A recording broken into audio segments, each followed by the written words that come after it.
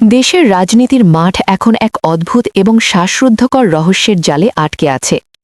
আপনারা কি কখনো ভেবেছেন একটি দেশের প্রথম সারির একজন নেতা, যিনি ঢাকা ৮ আসনের দাপুটে সংসদ সদস্য এবং প্রধানমন্ত্রীর রাজনৈতিক উপদেষ্টা, তিনি হঠাৎ করে কিভাবে পুরোপুরি লোকচক্ষুর অন্তরালে চলে যেতে পারেন?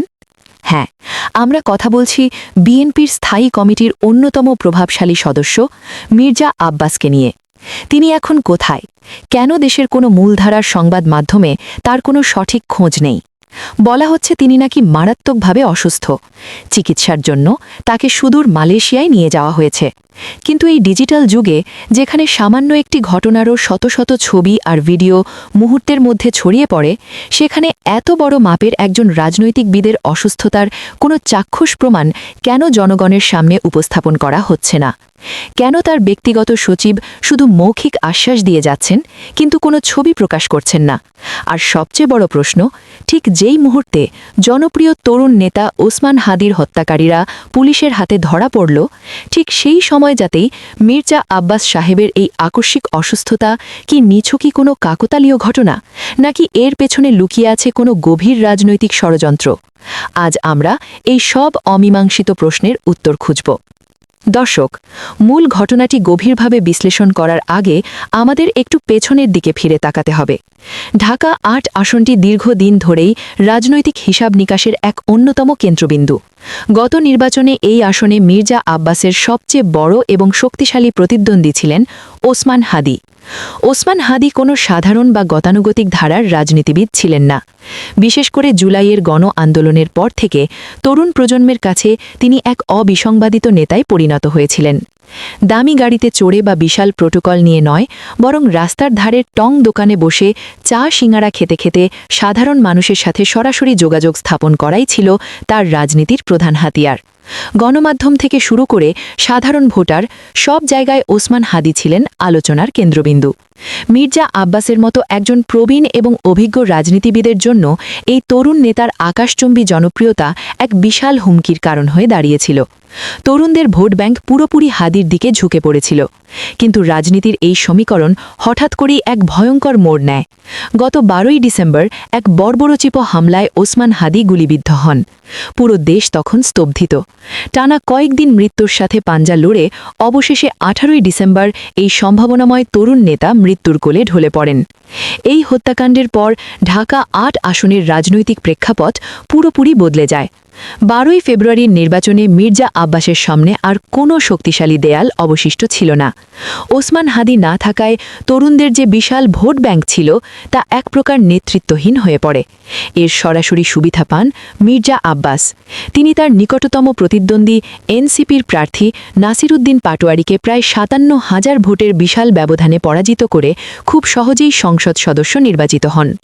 দর্শক, অপরাধ বিজ্ঞানের একটি সাধারণ সূত্র আছে। কোনো অপরাধ সংঘটিত হলে সবার আগে দেখতে হয় সেই অপরাধের ফলে সবচেয়ে বেশি লাভবান কে হয়েছেন। ওসমান হাদির মৃত্যুর পর রাজনৈতিকভাবে সবচেয়ে বড় সুবিধাটি যে মির্জা আব্বাস পেয়েছেন, তা আর বলার অপেক্ষা রাখে না। এরপর সময় গড়িয়েছে।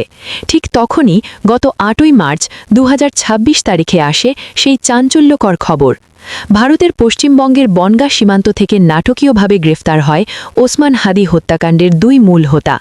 এদের একজন হলেন ফয়সাল করিম মাসুদ, যিনি ছাত্রলীগের একজন পরিচিত মুখ, এবং অন্যজন আলমগীর হোসেন, যিনি যুবলীগের একজন সক্রিয় কর্মী। গ্রেফতারের পর তাদের দেশে ফিরিয়ে এনে রিমান্ডে নেওয়া হয়। পুলিশের জিজ্ঞাসাবাদে তারা স্পষ্টভাবে স্বীকার করে নেয় যে হ্যাঁ, তারাই ওসমান হাদিকে হত্যা করেছে। এই স্বীকারোক্তির পর পুরো দেশের মানুষের নজর আটকে যায় খবরের কাগজের পাতায় আর টেলিভিশনের পর্দায়। সবাই তখন একটিমাত্র উত্তরের অপেক্ষায়। এই দুই খুনি কার নির্দেশে এমন জঘন্য কাজ করেছে? কে তাদের পাঠিয়েছে? কে সেই আসল মাস্টারমাইন্ড, যিনি নেপথ্যে থেকে কলকাঠি নেড়েছেন? আর ঠিক এই জায়গাটিতেই ঘটে সেই অবিশ্বাস্য ঘটনা, যা আমাদের আজকের এই রহস্যের মূল কেন্দ্রবিন্দু। খুনিরা ধরা পড়ার মাত্র ৩ দিন পর, অর্থাৎ ১১ই মার্চ, মির্জা আব্বাস সাহেব হঠাৎ করেই অসুস্থ হয়ে পড়েন। বলা হয় ইফতারের সময় পানি খেতে গিয়ে তিনি জ্ঞান হারিয়ে ফেলেন। দ্রুত তাকে ঢাকার এভারকেয়ার হাসপাতালে ভর্তি করা হয়। এর পরের ঘটনাগুলো ঘটে যেন চোখের পলকে। মাত্র ৪ দিন পর ১৫ই মার্চ উন্নত চিকিৎসার নাম করে তাকে একটি এয়ার অ্যাম্বুলেন্সে করে সোজা সিঙ্গাপুরে পাঠিয়ে দেওয়া হয়। সিঙ্গাপুরে কিছুদিন থাকার পর এপ্রিলের মাঝামাঝি সময়ে তাকে আবার স্থানান্তরিত করা হয় মালয়েশিয়ায়। বলা হচ্ছে সেখানে তার ফিজিওথেরাপি এবং পুনর্বাসন চিকিৎসা চলছে। কিন্তু দর্শক, একবার ঠান্ডা মাথায় চিন্তা করুন, যেই মানুষটি ফেব্রুয়ারি মাসে নির্বাচনের মাঠে দিনরাত এক করে প্রচারণা চালিয়েছেন, অসংখ্য জনসভায় শক্ত পায়ে দাঁড়িয়ে দীর্ঘ বক্তব্য দিয়েছেন, সাধারণ ভোটারদের সাথে কুশল বিনিময় করেছেন এবং প্রধানমন্ত্রীর রাজনৈতিক উপদেষ্টা হিসেবে শপথ নেওয়ার পর বিভিন্ন গুরুত্বপূর্ণ সরকারি সভায় সম্পূর্ণ সুস্থ অবস্থায় অংশগ্রহণ করেছেন, তিনি হঠাৎ করে খুনি ধরা পড়ার ঠিক ৩ দিনের মাথায় এমন কি জটিল রোগে আক্রান্ত হলেন যে তাকে দেশ ছাড়তে হলো। তার এই অসুস্থতার ধরন এবং চিকিৎসার প্রক্রিয়া নিয়েও রয়েছে যথেষ্ট সন্দেহের অবকাশ। এভারকেয়ার হাসপাতাল বাংলাদেশের অন্যতম সেরা একটি চিকিৎসা কেন্দ্র। সেখানে বলা হলো তার 2টি অস্ত্রোপচার সম্পন্ন হয়েছে। তাহলে এত তাড়াহুড়ো করে তাকে সিঙ্গাপুরে নেওয়ার কি প্রয়োজন ছিল? আর যদি সিঙ্গাপুরে নেওয়া হয়েই থাকে, তবে সেখান থেকে আবার মালয়েশিয়ায় কেন? চিকিৎসা বিজ্ঞানের দিক থেকে দেখলে সিঙ্গাপুরের চিকিৎসা ব্যবস্থা এবং রিহ্যাবিলিটেশন সেন্টারগুলো বিশ্বমানের। মালয়েশিয়া কি সিঙ্গাপুরের চেয়েও উন্নত চিকিৎসা প্রদান করছে, নাকি মালয়েশিয়া এমন একটি জায়গা যেখানে লোকচক্ষুর আড়ালে দীর্ঘমেয়াদে লুকিয়ে থাকাটা সিঙ্গাপুরের চেয়ে অনেক বেশি সহজ এবং নিরাপদ? এই প্রশ্নগুলো আজ রাজনৈতিক বিশ্লেষকদের ভাবিয়ে তুলেছে। সবচেয়ে আশ্চর্যের বিষয় হল প্রমাণের অভাব। আমরা এমন এক যুগে বাস করি যেখানে রাজনীতিবিদরা সামান্য সর্দি জ্বর নিয়ে হাসপাতালে ভর্তি হলেও জনগণের সহানুভূতি আদায়ের জন্য হাসপাতালের বেড থেকে ভিডিও বার্তা পাঠান। কিন্তু মির্জা আব্বাসের ক্ষেত্রে আমরা কি দেখছি? সম্পূর্ণ নীরবতা। সিঙ্গাপুর বা মালয়েশিয়া থেকে তার কোনো ভিডিও বার্তা আসেনি। এমনকি হাসপাতালের বেডে শুয়ে থাকা অবস্থার একটি স্থির চিত্রও প্রকাশ করা হয়নি। তার ব্যক্তিগত সচিব সংবাদ মাধ্যমকে বারবার শুধু একই কথা বলে যাচ্ছেন, তিনি সুস্থ হচ্ছেন, তার শারীরিক অবস্থার উন্নতি হচ্ছে, কিন্তু এই দাবির সপক্ষে এক টুকরো প্রমাণও তিনি হাজির করতে পারছেন না। দর্শক, আপনাদের নিশ্চয়ই মনে আছে গত মার্চ মাসে সোশ্যাল মিডিয়ায় হঠাৎ করেই গুজব ছড়িয়ে পড়েছিল যে মির্জা আব্বাস আর বেঁচে নেই। বিভিন্ন বেনামি নিউজ চ্যানেল এবং ভুয়া ফেসবুক পেজ থেকে ফটো কার্ড বানিয়ে প্রচার করা হয়েছিল তার মৃত্যুর খবর। একটি দেশের এত বড় একজন নেতার মৃত্যু নিয়ে এত বড় একটি গুজব ছড়িয়ে পড়ার পরও তার পরিবার বা তার দল বিএনপির পক্ষ থেকে কোনো চাক্ষুষ প্রমাণ দিয়ে সেই গুজবকে শক্তভাবে খণ্ডন করা হলো না কেন? তারা শুধু একটি প্রেস রিলিজ দিয়ে বা মৌখিকভাবে বিবৃতি দিয়েই দায়িত্ব শেষ করেছে। কেন তারা একটি লাইভ ভিডিও করে দেশের মানুষকে অস্বস্ত করলেন না? এর একটাই কারণ হতে পারে, মির্জা আব্বাস আসলে সেখানে নেই, অথবা তিনি এমন কোনো অবস্থায় আছেন যা ক্যামেরার সামনে আনা সম্ভব নয়। আর সবচেয়ে যৌক্তিক কারণটি হল তিনি হয়তো নিজের অবস্থান একেবারেই গোপন রাখতে চাইছেন। কারণ যদি তাকে ক্যামেরার সামনে আনা হয়, তবে স্বাভাবিকভাবেই সাংবাদিকদের দিক থেকে প্রশ্ন উঠবে। মানুষ জানতে চাইবে, আপনি কেন এত তাড়াহুড়ো করে দেশ ছাড়লেন? কেন খুনি ধরা পড়ার ঠিক পরপরই আপনার অসুস্থতা দেখা দিল? এই প্রশ্নগুলোর উত্তর দেবা মির্জা আব্বাসের পক্ষে হয়তো সম্ভব নয়, কারণ উত্তর দিতে গেলেই হয়তো বেরিয়ে আসবে এমন কিছু সত্য যা দেশের রাজনীতির ভিত কাঁপিয়ে দিতে পারে। বর্তমানে খুনিদের রিমান্ডে জিজ্ঞাসাবাদ চলছে। ফয়সল এবং আলমগীর যদি রিমান্ডের মুখে ভেঙে পড়ে এবং মুখ ফসকে বলে দেয় যে অমুক নেতার নির্দেশে আমরা এই কাজ করেছি, আর সেই নামটি যদি সত্যি সত্যি মির্জা আব্বাস হয়, তাহলে কি ঘটবে? এই ভয় থেকেই কি তিনি বিদেশে নিরাপদ আশ্রয়ে চলে গেছেন?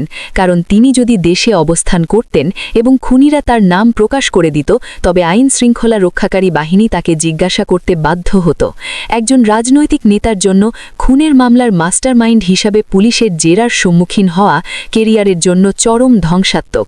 কিন্তু তিনি যদি বিদেশে থাকেন এবং কাগজে কলমে গুরুতর অসুস্থ থাকেন, তবে তাকে সহজে দেশে ফিরিয়ে আনা বা জেরা করা সম্ভব হবে না। ধারণা করা হচ্ছে যতদিন ওসমান হাদি হত্যার তদন্ত চলবে, যতদিন ফয়সাল এবং আলমগীরের বিচার প্রক্রিয়া শেষ না হবে, ততদিন মির্জা আব্বাস সাহেব এভাবেই বিদেশে অসুস্থ থাকবেন। যেদিন এই মামলার চূড়ান্ত নিষ্পত্তি হবে, তদন্তের ফাইল বন্ধ করে দেওয়া হবে, হয়তো সেদিনই তিনি সম্পূর্ণ সুস্থ হয়ে দেশে ফিরে আসবেন। এবার আসা যাক তার রাজনৈতিক দল বিএনপির ভূমিকায়। মির্জা আব্বাস বিএনপির মতো একটি বৃহৎ রাজনৈতিক দলের নীতি নির্ধারণী ফোরামের একজন গুরুত্বপূর্ণ মন্দব। এমন একজন হেভিওয়েট নেতার শারীরিক অবস্থা নিয়ে দলের ভেতরে এবং বাইরে যে উদ্বেগ থাকার কথা, বাস্তবে তার কোনো প্রতিফলন দেখা যাচ্ছে না। কোনো মূলধারায় নিউজ চ্যানেলকে তার বিষয়ে বিস্তারিত রিপোর্ট করার অনুমতি দেওয়া হচ্ছে না, বা দল থেকেও কোনো আনুষ্ঠানিক মেডিকেল বুলেটিন প্রকাশ করা হচ্ছে না। দলের এই রহস্যময় নীরবতা প্রমাণ প্রমাণ করে যে হয়তো বিএনপির হাইকমান্ড আসল সত্যিটি জানে। তারা খুব ভালো করেই জানে কেন মির্জা আব্বাস বিদেশে অবস্থান করছেন এবং তার এই অসুস্থতার প্রকৃত কারণ কি। তারা বুঝতে পারছে এই মুহূর্তে মির্জা আব্বাসকে নিয়ে বেশি আলোচনা করলে যদি পরবর্তীতে তদন্তে সত্যিই তার নাম উঠে আসে তাহলে দলের ভাবমূর্তি মারাত্মকভাবে ক্ষুণ্ণ হবে। তাই তারা নীরবতার নীতি অবলম্বন করেছে, যাতে যে কোনো বড় ধরনের রাজনৈতিক স্ক্যান্ডাল থেকে দলকে রক্ষা করা যায়। সুপ্রিয় দর্শক, ঘটনা পরম্পরা এবং টাইমলাইন আমাদের সামনে এক ভিন্ন সত্যের ইঙ্গিত দিচ্ছে। টাইমলাইন নিজেই যেন প্রমাণ করে দিচ্ছে যে মির্জা আব্বাস নিখোঁজ নন, বরং তিনি একটি পরিকল্পিত আত্মগোপনে আছেন। তিনি হয়তো এমন এক নিরাপদ দূরত্বে অবস্থান করছেন যেখান থেকে তাকে তদন্তের আওতায় আনা এক প্রকার অসম্ভব। কিন্তু ইতিহাস সাক্ষী, সত্যকে কখনোই চিরকাল চাপা দিয়ে রাখা যায় না। কোনো না কোনো দিন আসল ঘটনা ঠিকই বেরিয়ে আসবে। আমরা সেই দিনের অপেক্ষায় রয়েছি, যেদিন ওসমান হাদি হত্যার পেছনের আসল নির্দেশাতাদের মুখোশ উন্মোচিত হবে এবং দেশের মানুষ আসল সত্যটা জানতে পারবে। আজকের এই গভীর বিশ্লেষণটি দেখার পর আপনাদের কি মনে হয়? মির্জা আব্বাস কি সত্যিই গুরুতর কোনো রোগে আক্রান্ত হয়ে বিদেশে চিকিৎসাধীন, নাকি ওসমান হাদি হত্যার তদন্তের জাল থেকে নিজেকে বাঁচাতেই তিনি অসুস্থতার নাটক সাজিয়ে বিদেশে গা ঢাকা দিয়েছেন? এই বিষয়ে আপনাদের সুচিন্তিত মতামত এবং যুক্তিগুলো অবশ্যই আমাদের কমেন্ট বক্সে লিখে জানাবেন। আপনাদের প্রতিটি মন্তব্য আমাদের কাছে অত্যন্ত মূল্যবান। আর হ্যাঁ, দেশের রাজনীতির এমন সব অজানা রহস্য, নেপথ্যের গল্প এবং বস্তুনিষ্ঠ অনুসন্ধানী প্রতিবেদন সবার আগে পেতে আমাদের নিউজ চ্যানেল এখনই সাবস্ক্রাইব করুন এবং পাশে থাকা বেল আইকনটিতে ক্লিক করতে ভুলবেন না। সত্যের জয় হোক। দেখা হবে পরবর্তী ভিডিওতে। সেই পর্যন্ত ভালো থাকবেন, সুস্থ থাকবেন। ধন্যবাদ।